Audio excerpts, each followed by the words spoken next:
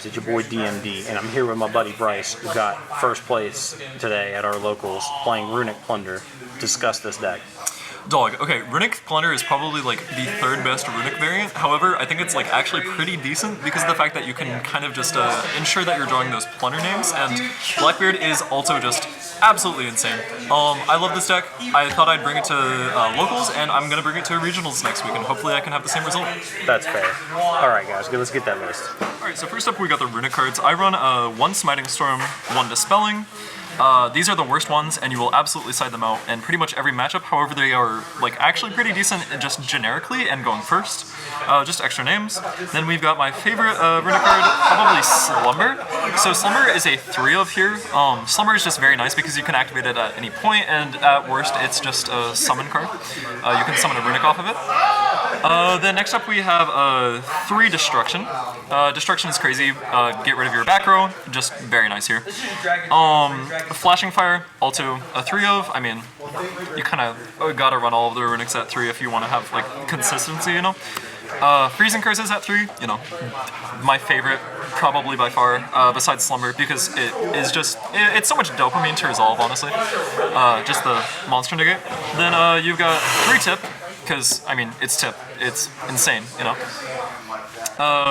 Just generic searcher for Runicks. Then you have Runick Fountain at 2, because that is the court-mandated 2-of.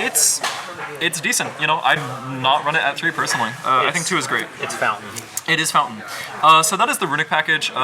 It's, you know, a big portion of it. Runick just allows you to have the consistency needed for, you know, Plunder cards, or to, like, do your Plunder plays, you know? But also, it just allows you to have much more grind game. And I often find myself getting very lucky in banishing very critical cards to my opponents. Next up, you got the actual Plunder cards. So I run 3 Whitebeard. Whitebeard is crazy because you can discard it or use it to make Coral Dragon off of Hugin.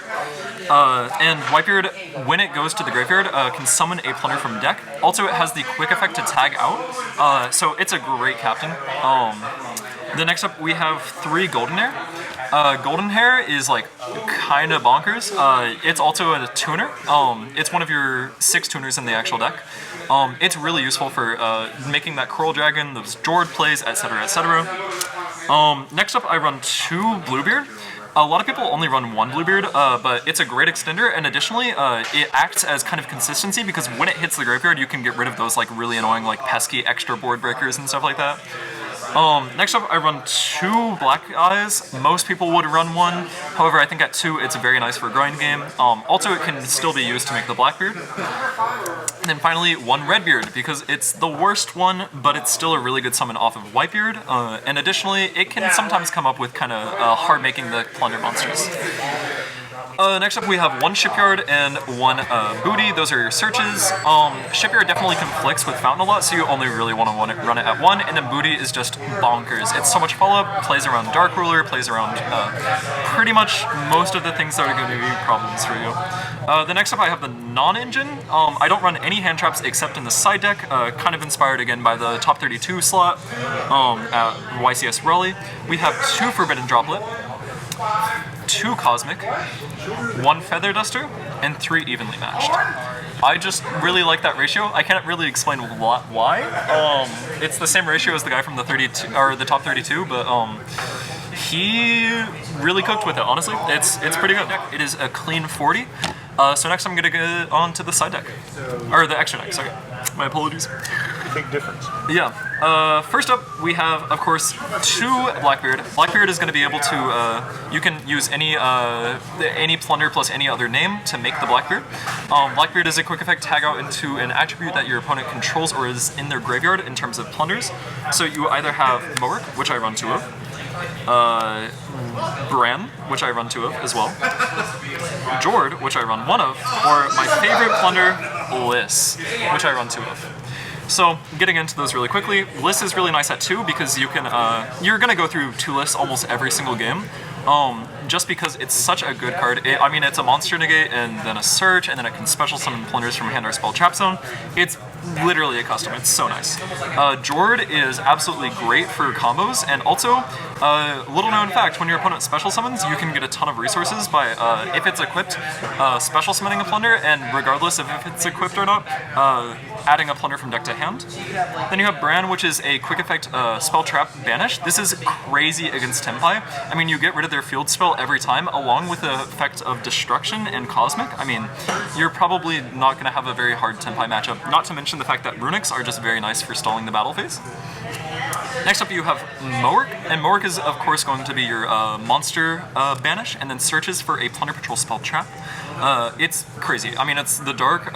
Dark is like the most common attribute, except now when Fire probably is. But even still, Mowerk is going to be a 2-of because it is just such a nice resource engine to have.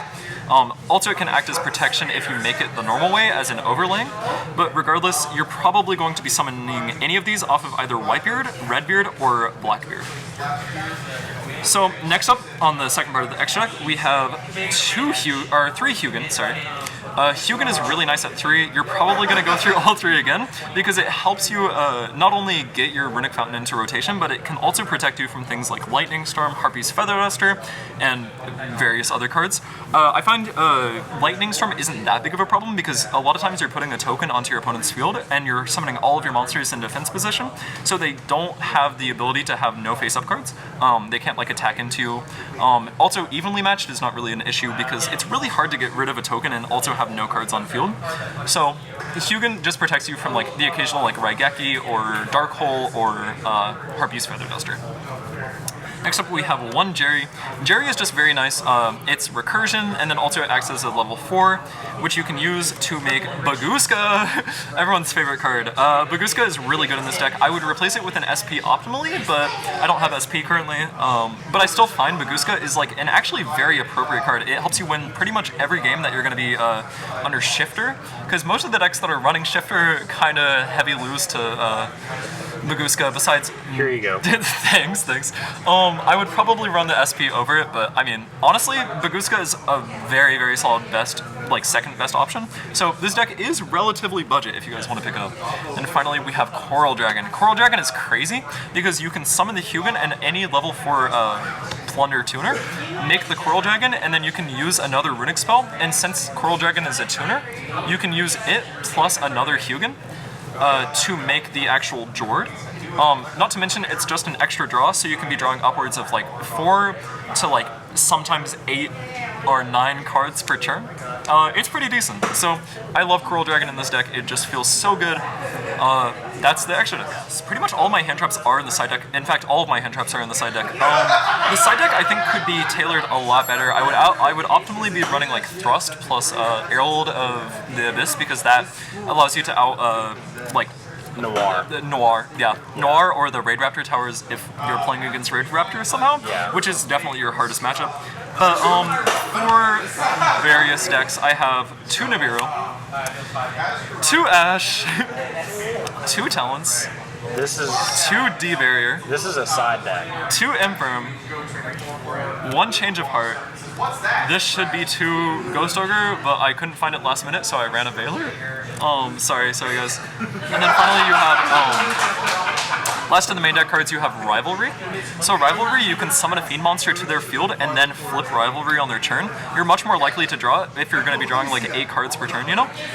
So you can pretty much Fiend lock your opponent, which is just bonkers. I did it against a Tempai player who is a good friend of mine, and I felt pretty bad, I'm not gonna lie. It was very rude of me. Look. This right here, if I can get it, this is the face of evil right here. He did it. He flipped a token on his opponent's board and then flipped that card. I don't typically run this card. I mean, I forgot to side it in. I forgot to run it in my side deck the previous 2 locals that I won, which were 2 weeks ago I won one, and then 3 weeks ago.